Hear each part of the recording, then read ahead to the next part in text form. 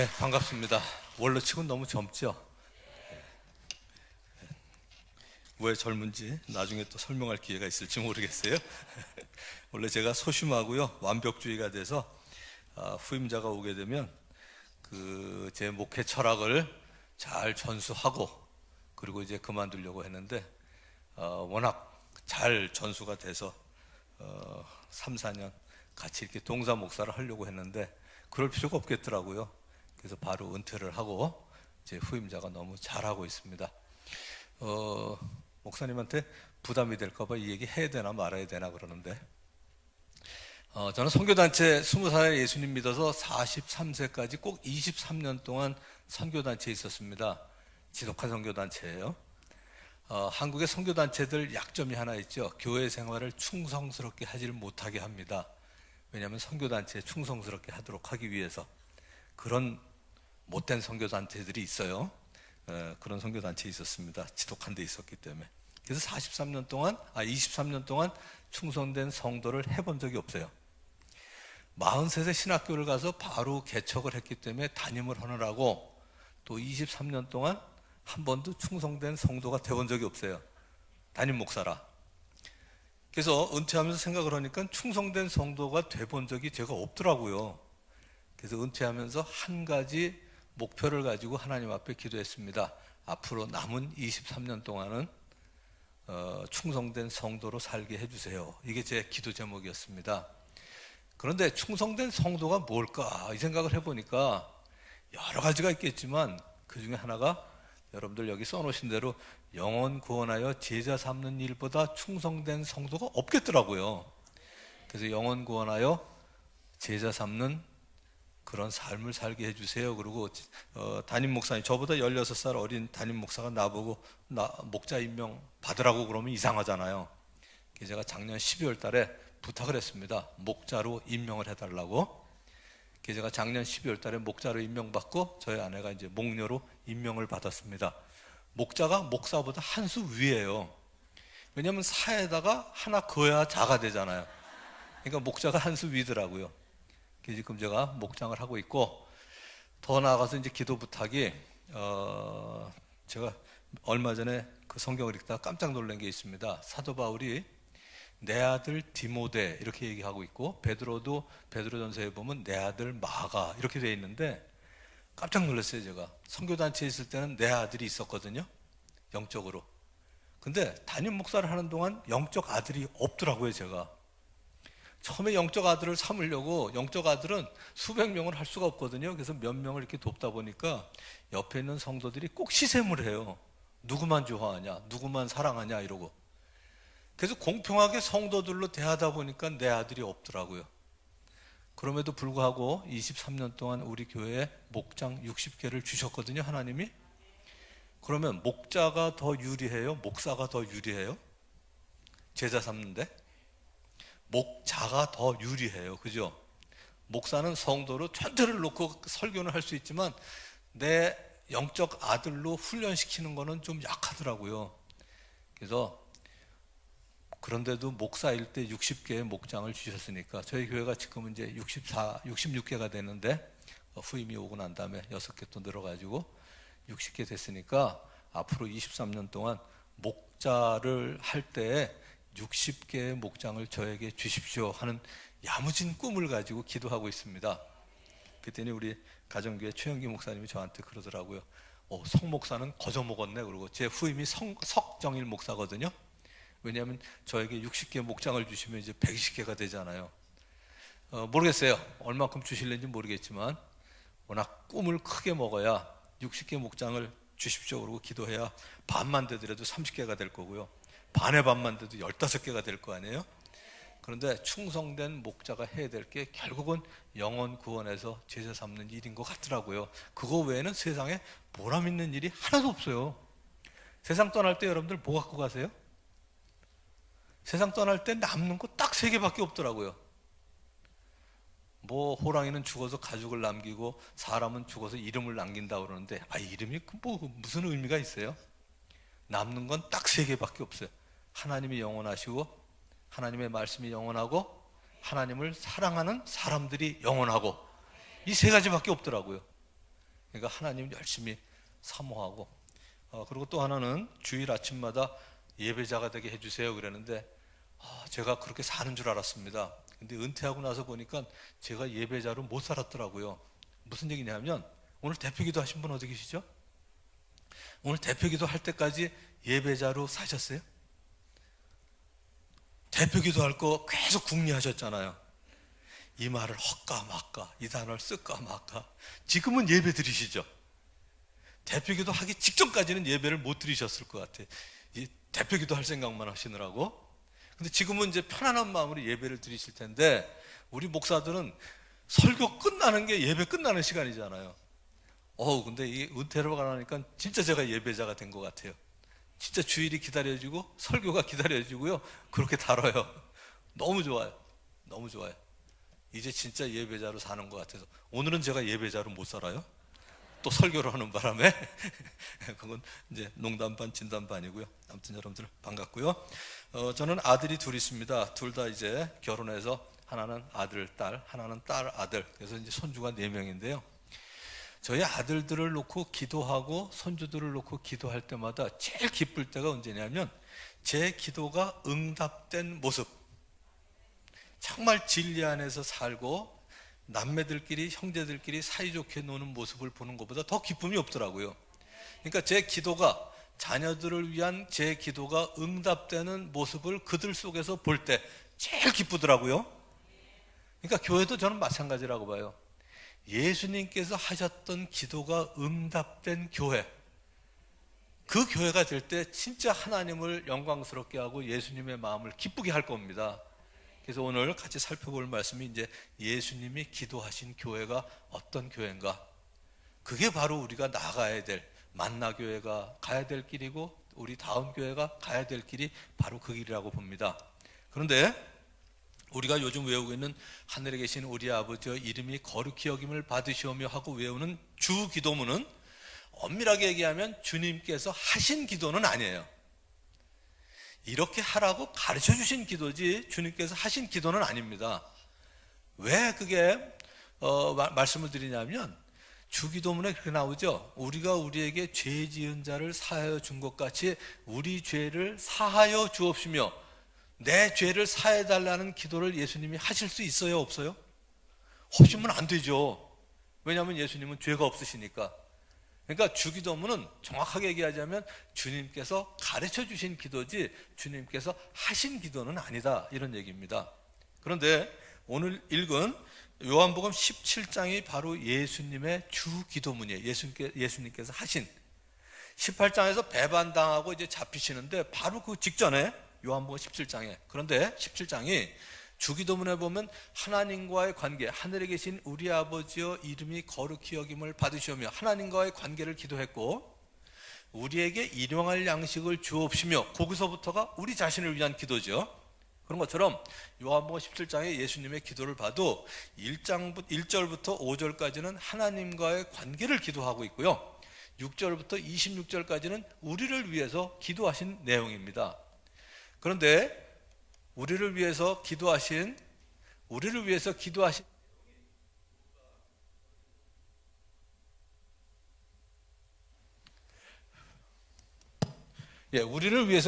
내용이 무언가 여러분들하고 같이 상고를 해볼까 합니다.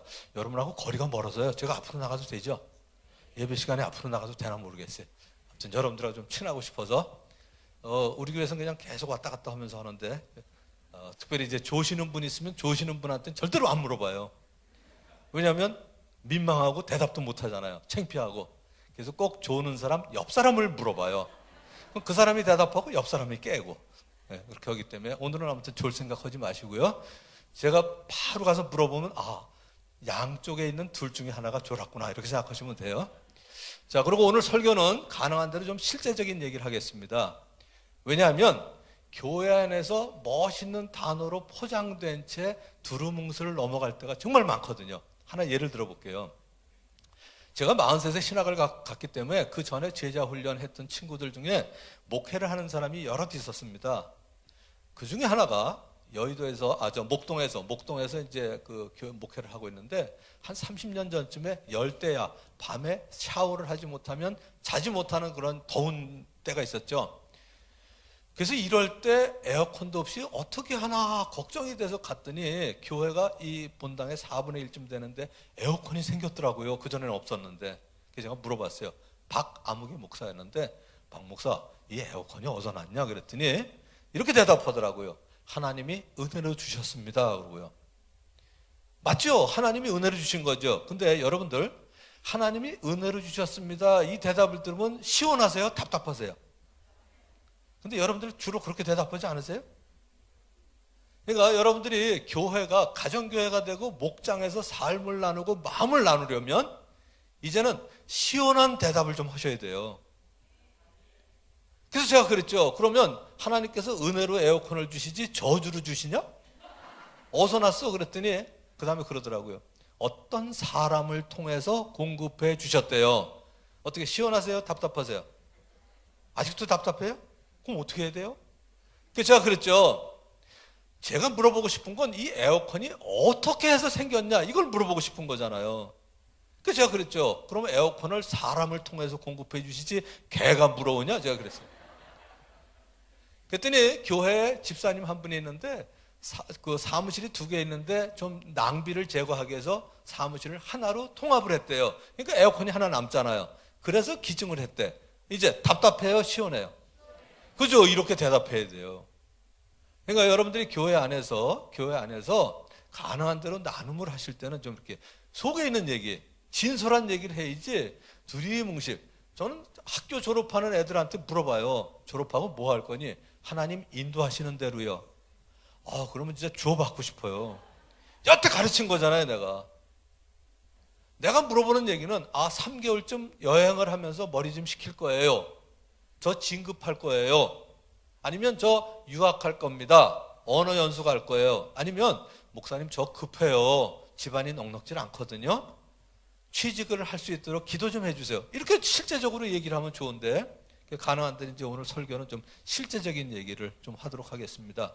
자, 오늘 여러분들이 11절, 17절, 21절을 읽었는데 나중에 6절부터 26절까지는 이제 집에 가서 읽어보시고요.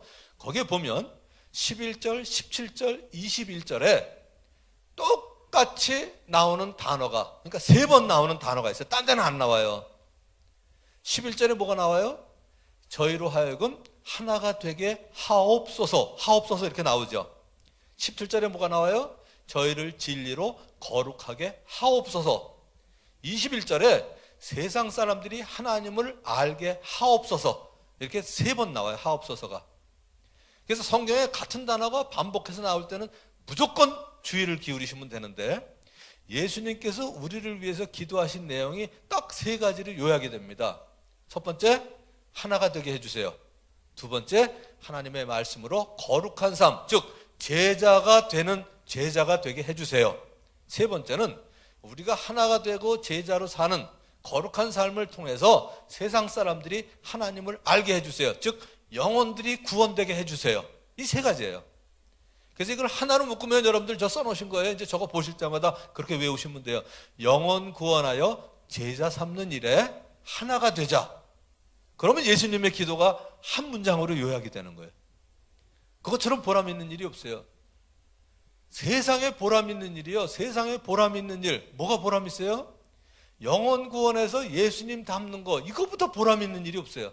이 일은 세상에서는 보람되고 하나님 앞에 가면 칭찬받을 일이거든요. 저는 나중에 천국 갔을 때 딱 이 칭찬 하나 받고 싶어요. 20여 년 동안 목회하느라고 고생했다. 제자 삼느라고 고생했다. 전 그런 칭찬 말고요. 여러분들은 어떤 칭찬 받고 싶으세요? 저는 딱 이 칭찬 받고 싶어요. 너 어떻게 이렇게 날 닮았니? 그러면 눈물이 팍 쏟아질 것 같아요. 저는 그 생각만 하면 지금도 언제든지 눈물이 핑 돌아요. 그렇지 않으세요? 하나님 앞에 갔을 때 목장에서 밥 하느라고 고생 많았다. 뭐 이 얘기도 고맙겠지만 제일 좋은 거는 뭐냐면 넌 어쩜 그렇게 날 닮았니? 예수님이 그런 칭찬하시면 그냥 갑자기 무릎에 힘을 잃고 푹 주저앉을 것 같아요. 너무 좋아가지고. 너무 좋아가지고요. 근데 예수님이 하셨던 일이 뭐냐면 영혼 구원에서 제자 삼는 일을 하셨거든요. 그래서 말씀 이제 나누기 전에 영혼 구원에서 제자 삼는 일에 하나가 되는 만나교회 성도들이 되시기를 주님의 이름으로 축원합니다. 자, 첫 번째, 어떻게 하나가 될까? 하나가 되려면 하나가 안 되는 이유를 알면 돼요. 여러분, 그 자녀 중에 하나가 안 되는 애들 있죠? 왜 주로 하나가 안 돼요? 여기 교인들 중에는 하나가 안 되시는 분 안 계시죠? 하나가 안 되시는 분, 하나가 안 될 때가 언젠가요, 주로? 자, 학교에서 학생들이 하나가 안 되는 이유, 하나가 안 되는 이유. 물론 의견이 다르고 뭐 여러 가지가 있겠지만 제가 보기에 제일 중요한 거는 비교의식 때문에 그런 것 같아요. 비교의식. 애들도요, 어려울 때는 싸우질 않아요. 제가 처음에 일본에 여행 갔다 오면서 애들한테 너무 사주고 싶어가지고요, 리모컨 자동차를 한 대 사왔어요. 그 당시에 80년대 3만 원 거금을 주고, 사실은 내가 갖고 놀고 싶은데 애들 핑계대고 사온 건데, 한 2주 만에 와가지고 나는 애들이 너무 보고 싶은데 현관에 딱 들었으니까 제 손에 리모컨 상자, 자동차 상자가 있는 걸 보더니 아빠 그러더라고요. 애들이. 야, 이거 진짜 잘 사왔다 그랬어요. 그러더니 애들이 그 리모컨 자동차 상자를 딱 들고 방으로 들어가더니 나오질 않아요. 내가 다시는 여행 갔다 선물 안 사온다 작정을 했어요. 요새는 이제 제가 내일도 이제 일본 가는데 여행 가면 제가 애들 장난감 안 사와요. 애들이 장난감 쳐다보느라고 애비를 잃어버리더라고요.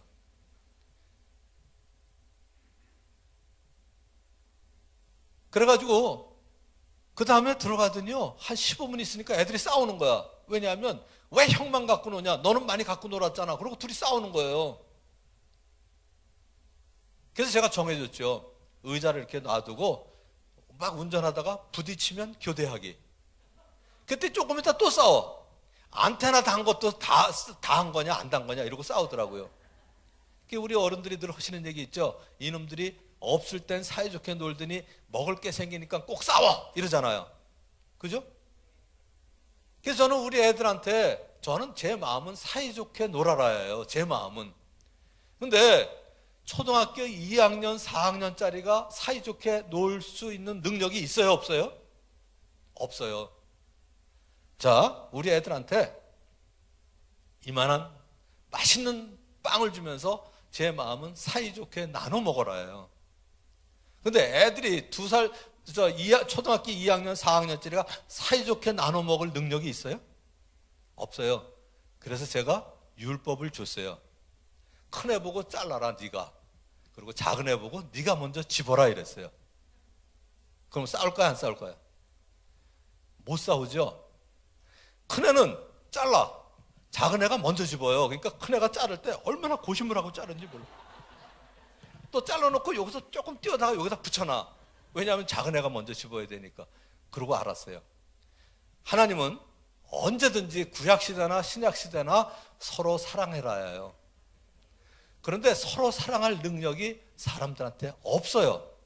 그래서 율법을 더하여 주셨더라고요. 하나님이 율법 주실 때 정말 마음 아프셨을 것 같아요. 내가 너희를 사랑한 것 같이 너희도 서로 사랑하는데 이 인간들이 사랑할 능력이 없는 거야. 그러니까 이는 이로 갚아라, 눈은 눈으로 갚아라, 뭐 소를 빌려갔다가 죽었을 때는 뭐 어떻게 해라, 할 수 없이 이 율법을 주신 거더라고요. 그래서 하나가 될 수 있는 방법, 그걸 가지고 고민을 하다가요, 어느 날 신문을 봤는데 거기서 지혜를 얻었습니다. 38년 동안 공직 생활을 하고 분당에 한 70평이 넘는 집을 가지고 계시는 분이 지방에 내려가서 귀농을 하신 거예요. 근데 그분에게 주의사항, 신문에 난 걸 봤는데 이렇게 나왔어요. 저 한번 따라하세요. 아가 잘 있나? 아가 잘 있나를 조심하라고요.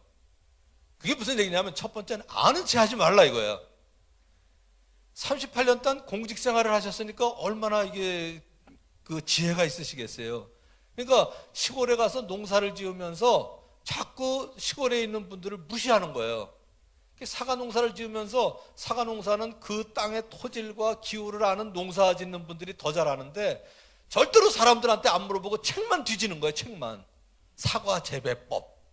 농사가 될까요? 안 되죠. 그리고 여러분 중에 없으시겠지만 아는 채 하는 사람이 있으면 얄미워요? 예뻐요? 얄밉죠. 아는 채 하는 사람은, 아는 사람은 3개월 내지 6개월만 있으면 저 사람 정말 많이 아신다. 알아요. 굳이 아는 채 안 해도. 근데 아는 채 하면 하나가 안 되더라고요. 그러니까 그 동네에서 왕따를 당했대요. 그래서 아는 채 하지 마라. 두 번째는 내가 뭐 없어서 이 시골 구석에 와서 농사나 짓는 줄 아냐? 나 분당에 70평짜리 아파트 있고 내가 공직생활 38년 동안 하면서 모은 돈이 얼마야? 그러고 그렇게 가진 척을 한대요. 만나기에는 없으시죠? 가진 척 하시면 예뻐요? 미워요? 그렇죠? 밉죠. 세 번째가 뭐냐면 잘난 척 하지 마라. 네 번째가 있는 척 하지 마라. 그래서 그걸 보는 순간 야 이건 진짜 교회 공동체에 꼭 필요한 얘기다 그래가지고 그 주 설교가 그 내용이었어요. 제목이 아가 잘 있나. 아는 척 하지 맙시다. 가진 척 하지 맙시다. 잘난 척 하지 맙시다. 있는 척 하지 맙시다. 저희 교회는 여기도 마찬가지겠지만 사회적인 지위나 아니면 뭐 큰 기업체를 운영하시는 분이 오셔도 절대로 그 내용은 소개 안 해줘요. 그냥 집 주소, 나이는 알려줘요. 한국 사람들은 나이를 알아야 목자가 자기보다 나이가 어리면 그렇게 못 배우더라고요. 아니 나이 싸우다가도 나이를 따지는 사람은 우리나라밖에 없는 것 같아요. 싸우다가 뭐 수틀리면 너 나이 몇이야 그러잖아요. 아니 세상에 미국 사람이 막 싸우다가 How old are you? 그래 봐. 얼마나 웃겨요 이게. 싸우다가 나이 따지는 나라가 우리나라밖에 없는 것 같아요. 그 별것도 아닌데 그래도 뭐 어떡하겠어요. 사람 성격이 그런 거. 나이는 알려줘요. 그 다음에 위는 안 가르쳐줘도 직업은 가르쳐줘요. 그래서 직업이 좀 대강 비슷해야 할 얘기도 많잖아요 목장에서. 그 다음에 네 번째가 애들 나이는 가르쳐줘요. 왜냐하면 애들끼리 친해야 어른이 가기 싫어도 애들이 아빠 왜 목장 안 가냐고 졸르거든요. 거기 가야 형들이 있고 언니가 있으니까. 그래서 그 네 가지만 가르쳐주지 얼마나 있는지, 얼마나 잣났는지, 얼마나 가졌는지 이런 건 절대로 안 가르쳐드리거든요. 그래서 여러분 교회도 아는 척, 가진 척, 잘난 척, 있는 척은 절대로 하지 마시고요. 있는 사람은 3개월 내지 6개월만 지나면 있는지 다 알아요. 그거 꼭 드러내가지고 미움 살 거 뭐 있어요. 하나가 될 수 있는 실제적인 방법이 아가 잘 있나? 이것만 외우시면 돼요. 그럼 궁금하시죠? 마지막 나는 뭘까? 그냥 나는 물어보기 위해서 붙인 거니까 자꾸 묻지 마세요. 그냥 아가 잘 있, 네 개만 하셔도 돼요. 자, 두 번째로 넘어갈게요. 이제 두 번째가 뭐냐면 하나님의 말씀으로 인하여 거룩하게 되게 해주세요. 이건데 거룩한 거는 구별된 삶이죠. 자, 배가 산에 있어야 돼요? 물에 있어야 돼요? 물에 있어야죠. 근데 배는 물속에 가라앉으면 안 돼요. 전 그게 크리스찬의 삶인 것 같아요. 크리스찬들은 세상을 떠나서 저 산속에 들어가는 사람은 아니죠. 세상에 영향을 줘야 되기 때문에 세상에 있어야 돼요. 그러나 세상 사람들과 똑같으면 안 되죠. 그러니까 배가 산에 있는 게 아니라 물에 있지만 그러나 물속에 가라앉으면 안 되는 것처럼 우리는 세상에 있되 그러나 세상 사람들과는 좀 다르게 사는 그 모습, 그게 전 맞는 것 같아요. 근데 좀 이게 어려워요. 그래서 이거를 좀 구체적으로 얘기하려고 하다가 전도서를 보면서 거룩한 삶이 뭔지 알았어요. 사실은 우리 교회에 재미있는 일이 있었는데 한번 이런 일이 있었습니다. 그 한 사람이 서울 음대에서 플룻을 부는 사람인데 그 사람에게 전도를 하기 위해서 우리 교회에 오라고 그랬어요. 예배 시간, 예를 들어서 여기 11시 반에 예배면 11시 10분까지 와라 그랬는데 11시 10분까지, 10분 전까지, 11시 10분까지 오라고 그랬는데 이 사람이 11시에 온 거예요, 미리. 이 사람이 플룻을 들고 왔는데 기웃거리다, 무적이 그냥 그 활동적인 사람이었었는데 성가대 연습장을 이렇게 들어갔는데 성가대에서 그 지휘자가 물어봤어요. 웬일이세요? 그랬더니 이 사람이 뭐 도울 일 없어요? 이런 거예요. 우리 교회 처음 온 사람이. 근데 플룻을 들어있는 그 악기를 들고 있으니까 어떻게 했냐면 오늘 플룻 솔로가 있으면 너무 좋은데 들어오시라고. 안 믿는 사람이에요? 그래서 이제 성가대 가운을 입고 성가대에 앉았는데 이 사람을 오게 한 사람이 20분 전에 와가지고 보니까 얘가 안 왔네, 바람 맞았네 그러고 보니까 나중에 10분 전에 성가대가 쫙 들어왔는데 보니까 걔가 앉아있는 거예요. 그러니까 저한테 다가와가지고 목사님 큰일 났대요. 저 안 믿는 애가 성의를 입고 있다고. 성의라고 그러죠, 가운을. 그죠? 안 믿는 애가 성의를 입고 있다고. 그래서 제가 그랬죠. 놔두세요. 그게 무슨 가운이지 성의예요. 그거 다 성의예요? 입으신 분이 거룩해야지 옷이 거룩해요? 그래서 제가 그랬죠. 그게 무슨 성의예요? 가운이지. 그냥 놔두라고. 아니 성심껏 그냥 앉아있으면 모르지만 성심껏 플룻을 불고 성심껏 하다 보면 하나님을 더 빨리 발견할지 어떻게 알아. 놔둬요. 그랬더니 어머 큰일 났네 그러는 거야. 그 친구를 예수 믿게 하려고 그 사람한테 일부러 사사를 받는 사람도 있어요. 플룻 우리 교회에. 그래서 일부러 교회에 오게 하려고. 지금 3년이 지났는데 아직도 안 믿어요. 근데 그 사람이 점심 먹을 때 한 번은 제 앞에 오더니 그러더라고요. 목사님 앞에서 밥 좀 먹어도 돼요 그러더라고요. 그러더니 그러라고. 아니, 나도 똑같은 사람인데 못 앉을 거 뭐 있냐고 이렇게 먹는데 그 사람이 저한테 한마디를 하더라고요. 목사님, 저 아직도 하나님이 계신 게 안 믿어지는데요. 하나님이 계시다면 이 교회에는 계실 것 같아요. 이러더라고요. 그러니까 다른 교회 가가지고 아마 안 믿는다고 푸대접을 많이 받았나 봐요. 믿지도 않는 것이 그러잖아요. 우리 보통 안 믿는 사람 보면 그러잖아요. 믿지도 않는 것이, 믿지 않는 것들 이러잖아요. 근데 가정교회는 그러면 안 돼요. 우리 VIP라고 부르시죠? 왜 VIP예요? 구원 받으셔야 할 분들이거든요. 구원 받으셔야 될 분들. 예수님이 우리만 위해서 돌아가신 게 아니라 그 사람들도 구원 받도록 돌아가셨기 때문에 이제는 믿지 않는 것들이 아니라 구원 받으셔야 할 분들, 구원 받으셔야 될 분들. 제가 구정과 추석 때마다 꼭 우리 교인들한테 하는 게 있어요. 우리는 VIP가 하나가 와가지고 예수 믿고 세례받게 하려고 얼마나 그 사람 앞에서 아양을 떨어요. 그죠? 아양 많이 떠시죠? 구정 때, 추석 때 친척들 만나면 VIP 대하듯 아양 좀 떨라고. 그러면 시집 식구들도 다 이뻐요. 구원 받으셔야 될 분들로 여기면. 그래서 거룩한 삶이 과연 뭐냐? 성의를 입고 목사 가운을 입는 게 거룩한 게 아니고요. 전도서에 보니까 나오더라고요. 전도서 2장에 보면 솔로몬이 엄청난 걸 추구했어요. 자, 쉬운 거예요. 다 똑같아요, 우리랑. 여러분들 돈 있고 시간 있으면 무슨 생각하세요?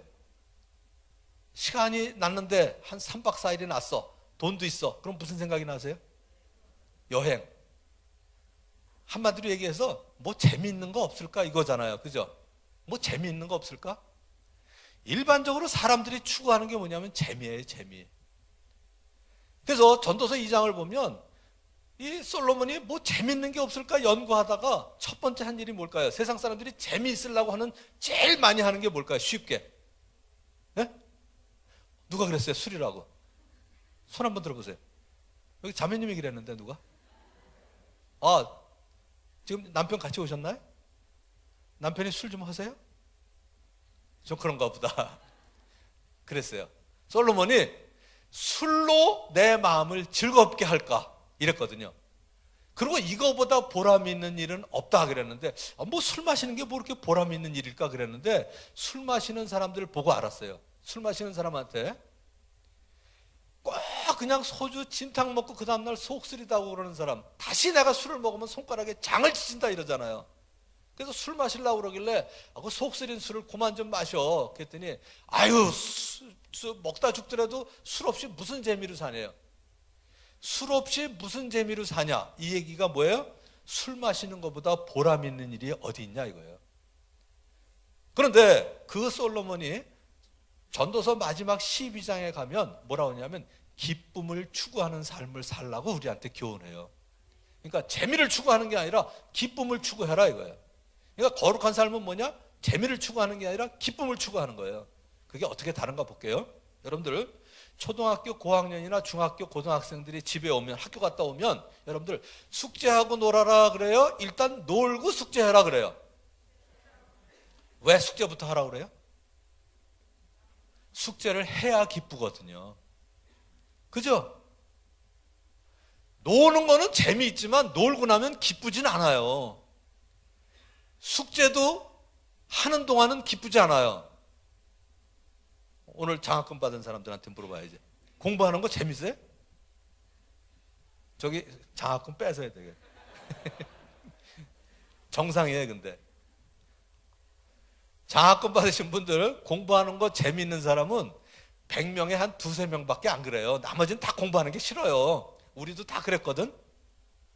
근데 공부하는 게 왜 기쁘냐면, 숙제하는 게 왜 기쁘냐면 끝내고 나면 기쁘잖아요. 끝내고 나면 기쁘잖아요. 우리 지휘하신 우리 지휘자님도 음악 엄청 하셨잖아요. 그죠? 음악 안 하시고 지휘하시는 건가요? 지휘자가 되기까지 얼마나 고생스러웠어요. 그죠? 근데 고생스러운 과정을 왜 하냐? 그걸 하면 어떻게 변화될 걸 알기 때문에 기쁜 거죠. 아니, 고등학교 때 2학년, 3학년 공부하는 거 재미있고 기쁜 사람이 어디 있어요? 근데 이걸 하고 나면 내 삶이 얼마큼 쫙 펼쳐진 걸까를 기대하기 때문에 우리가 하는 거죠. 그걸 하니까 기쁜 거죠. 자, 여기 목자들 계시죠? 여기 가운 입으신 분들 중에는 목자들이 많으시죠? 목장하는 거 기쁘세요? 재밌으세요? 금요일마다 밥하는 거? 저도 매주 하지만 매번 보니까 조금 정성스럽게 하면 한 5만 원 더 들더라고요. 그럼 한 달에 20만 원 더 드는 거예요. 근데 왜 해요? 그 자체가 기쁘진 않지만 그걸 통해서 안 믿는 사람들이 예수님을 믿게 되고, 믿는 사람들이 점점 영적으로 성장하는 모습을 기대하면 너무 좋은 거예요. 하나 얘기할게요. 저희 교회에 4년 동안 예수님을 안 믿는 사람이 있었어요. 아내가 4번만 딱 교회 나와주라 그러니까 4번 나왔는데 어떻게 하다 보니까 4년을 계속 나왔어요, 교회를. 근데 끝까지 안 믿는 거야. 내가 몇 번 얘기했어요. 근데 예수영전 모임에 안 들어와. 그래서 한 번은 이름까지 불러가면서, 아무개, 네가 안 믿는 건 좋은데 뭘 안 믿는지는 알아야 될 거 아니야. 며칠 날 와. 그래가지고 복음을 전했는데도 안 믿었어요. 근데 이 사람이, 저는 이제 그 목자가 해외에 지사에 나가게 되고 그러면 그 목장은 제가 맡아서 하거든요. 그래서 그 목장을 제가 맡게 되는데 이 사람이 자기 얘기를 하는 거예요. 무슨 얘기냐면, 자기가 2살 때 자기 아버지하고 엄마하고 대판 싸우고 엄마가 이 아들 하나를 데리고 친정으로 가버린 거야. 그런데 그 아버지가 친정에 가서 설득을 했는데 이 아내가 따라오진 않고 아들만 데리고 온 거예요. 옛날에 이런 일이 있었어요. 그러니까 이 집에서 화가 나가지고 그냥 새 장가를 들여버렸어. 얘는 모르는 거죠. 2살짜리가 뭘 알겠어요. 나중에 초등학교 학생이 돼가지고 아빠 엄마 그 결혼 앨범을 보니까 자기 생일보다 결혼식이 뒤더래요. 그러니까 얘가 어렴풋이 알았겠죠. 그래도 초등학교 때는 잘 모르다가 중학교가 됐는데 새 엄마가 이제 자녀들을 낳는데 자기 도시락하고 자기 동생 도시락 반찬이 다르더래요. 그래서 엄마한테 물어봤대. 엄마, 왜 내 반찬하고 동생 반찬이 다르냐고. 그랬더니 엄마가, 너는 중학생이라 빨리 가기 때문에 잘 못 사주고 동생은 늦게 가니까 뭐 하나 더 해주는 거야. 그러는데 웃기지 마라 그랬대, 그 속에서. 그러고 그날부터 점심을 안 먹고 온 거예요. 얘가 무조건 도시락을 다 쏟아버리고 온 거예요. 그런데 아주 있는 집이었어요. 2층 집에 살고 이러는데 어느 날 집에 돌아오는데 자기가 도시락 안 버린 게 생각이 나가지고 그 도시락을 쏟아버리고 들어왔는데 2층에서 아버지가 봤대요. 그걸. 그날 죽 들어 얻어맞았대요. 그러고선 그때부터 흑암의 자식이라는 별명이 붙을 정도로 개판으로 산 거예요. 그 얘기를 목장에서 나눔을 하는데 생전 처음 했어요. 그 와이프도 처음 듣는다고 그러더라고요.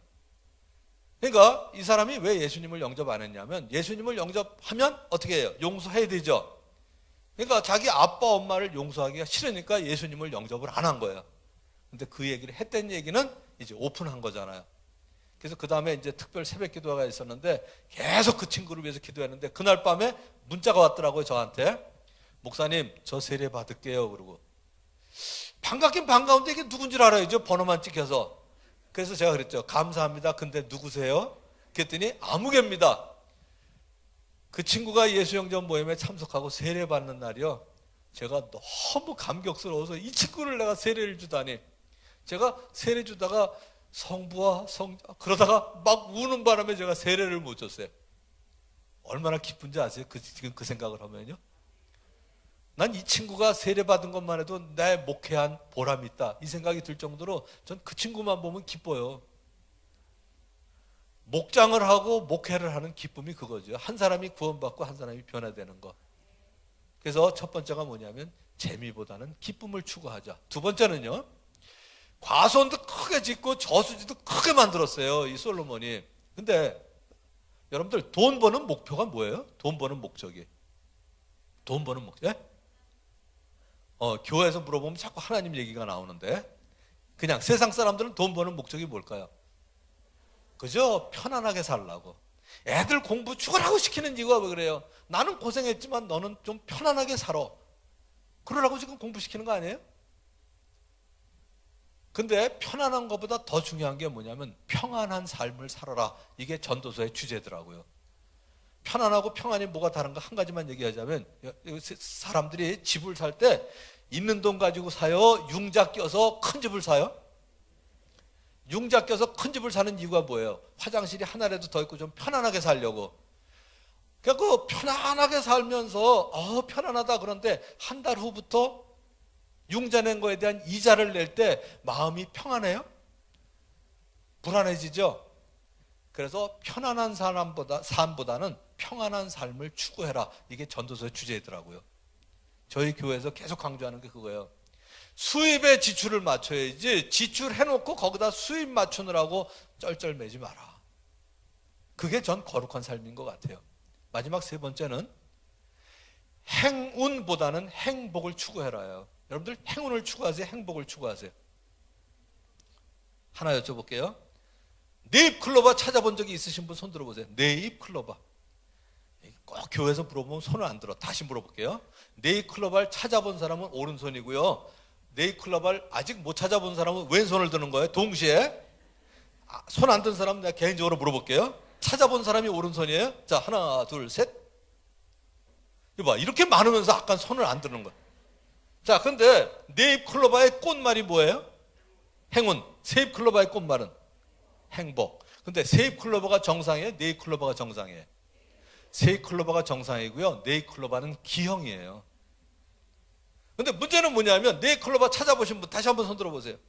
여러분들이 네잎클로버를 찾는 동안에 세잎클로버를 얼마나 짓밟아 죽였는지 아세요? 근데 그게 세상 사람들이 하는 짓이에요. 행운을 추구하느라고 행복을 잃어버리고 사는 거예요. 그냥 주식 투자하고요. 매일 증권 시장이 어떻게 된가 보느라고 얼굴이 펴지질 않아.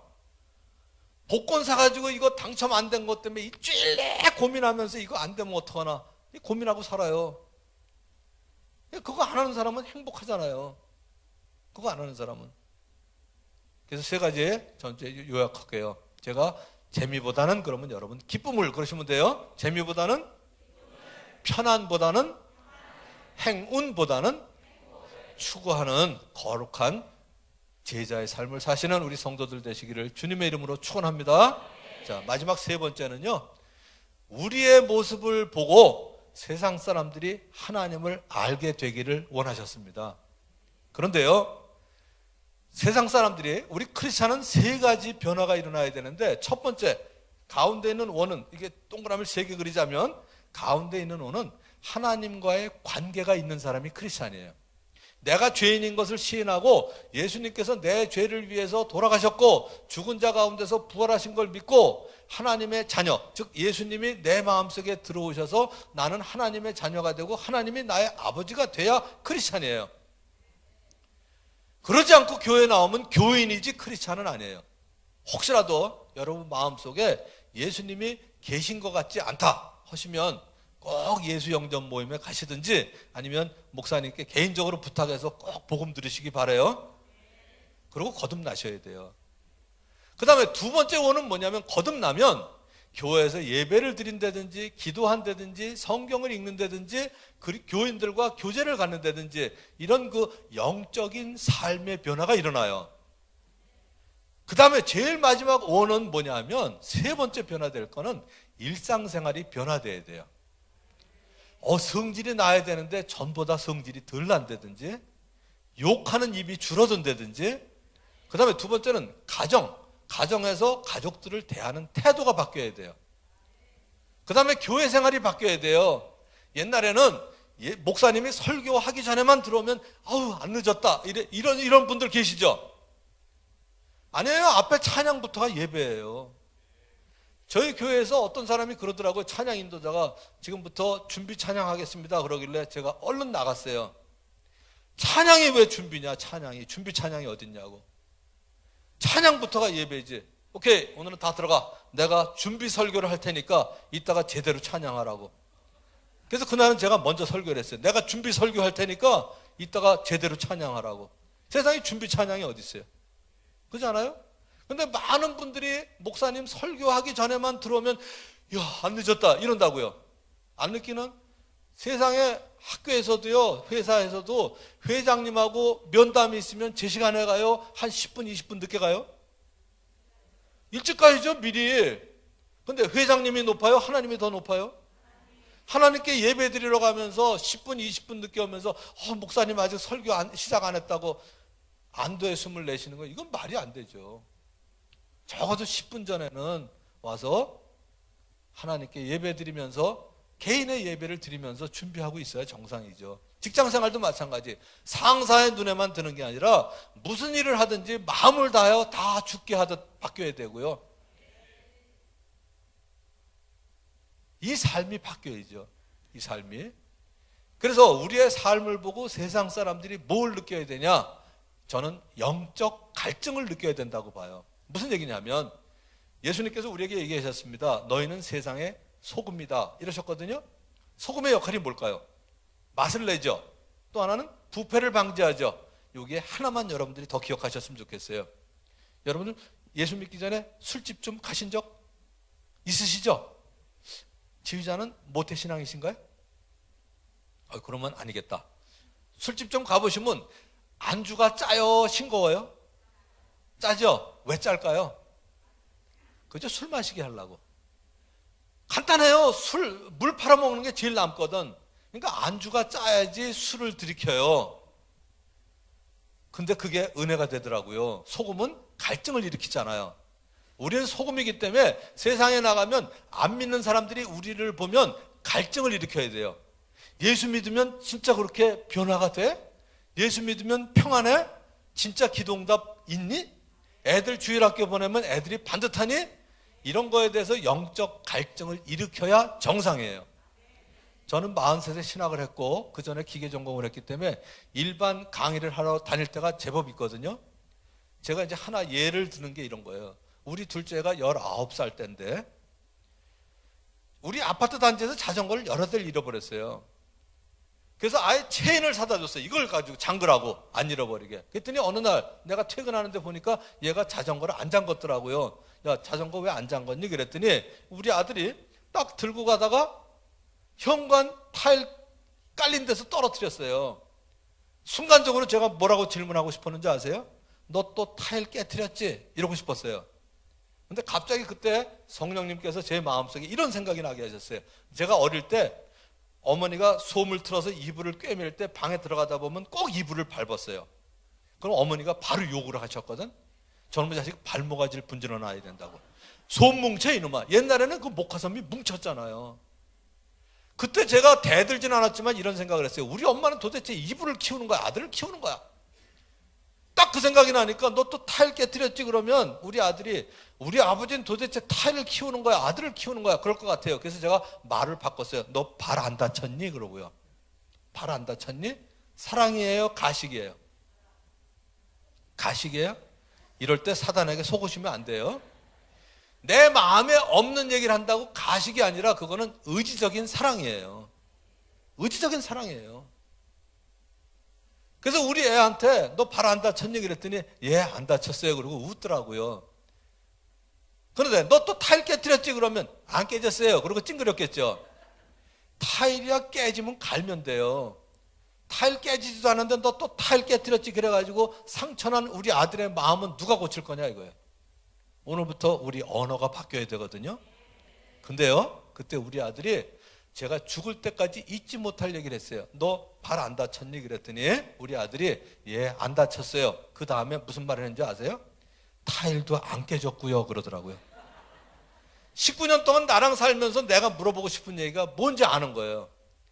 여러분들이 혹시 두란노에서 나온 생명의 삶 가지고 아침에 큐티 하시는 분 혹시 안 계신가요?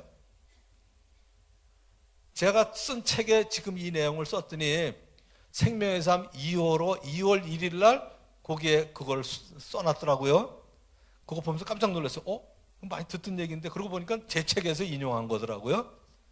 그 내용이었었는데 사실은 우리가 의지적인 사랑을 하는 모습을 보고 세상 사람들이 영적 갈증을 느끼게 돼 있어요. 그래서 우리가 목장에서 밥을 계속 해주면 VIP들이 와서 꼭 묻는 게 그거예요. 이걸 매주 이렇게 하세요? 에이, 말도 안 돼. 근데 매주 해주니까 뭘 느껴요? 이건 특별한 사랑이 없이는 안 된다. 그게 하나님의 사랑이구나. 거기다가 기도응답을 얘기하면 에이, 그게 무슨 기도응답이에요. 교인들은 말도 잘 갖다 붙인대. 그런데 그게 우연이지 무슨 뭐 응답이에요. 그러다 우연도 반복되면 그거는 역사예요. 우연이 아니고. 그러니까 자기도 기도 제목을 내놔요. 근데 하나님이 이 VIP들의 기도는 얼마나 응답을 잘해 주시는지. 그래서 하나님의 사랑 느끼죠. 하나님의 임재하심을 느끼거든요. 그래서 예수 믿게 되는 거죠. 자, 요약을 하겠습니다. 21절은 뭐였어요? 우리를 통해서 세상 사람들이 하나님을 알게 해주세요. 두 번째는 저희를 진리로 하나님의 말씀으로 거룩한 제자의 삶을 살게 해주세요. 11절은 하나님과 예수님이 하나이셨던 것처럼 우리 성도들이 하나가 되게 해주세요. 이걸 한 문장으로 하자면 이런 얘기예요. 저 한번 따라하세요. 영혼 구원하여 제자 삼는 일에 하나가 되는 교회. 만나교회가 바로 예수님께서 기도하시던 그 교회가 되어서 하나님의 마음, 예수님의 마음을 시원케 해드리는 그런 교회가 되기를 우리 주님의 이름으로 축원합니다. 기도하겠습니다.